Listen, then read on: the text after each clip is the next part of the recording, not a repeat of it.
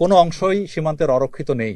দ্বিতীয় হলো, আজকাল এই ডিজিটাল মডার্ন যুগে physical presence 100 each and every ইঞ্চে প্রয়োজন নেই।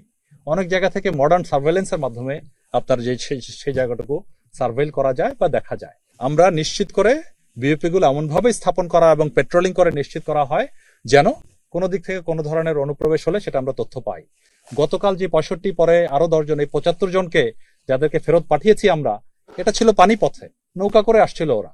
এই মেইনলি কিন্তু এখানে যে গ্রাউন্ডেই আছে সেই নৌকার ওইখানেও আমাদের পেট্রোল ছিল। তারপর যখন এটা হলো, আমি নিজে মহাপরিচালক কোস্টগার্ড মহোদয়ের সাথে কথা বলে কোস্টগার্ডের পেট্রোল ওখানে বাড়ানো হয়েছে, সো ওই দিক থেকে যাতে আর কোনো অনুপ্রবেশ না হতে পারে। সো ওই যে অনেক রোহিঙ্গা ঢুকে গেছে, এটাও সত্য নয়। তো এটাও অতিরঞ্জিত বিষয়, যেটা আমি অনুরোধ করেছি, অতিরঞ্জিত কোনো বিষয় যেন চাউর না হয় সেটা আপনারা নিশ্চিত করবেন। আর আমরা নিশ্চিত করছি বর্তমানে রোহিঙ্গা রেফিউজি এটা আর আমরা প্রবেশ করতে দেব না।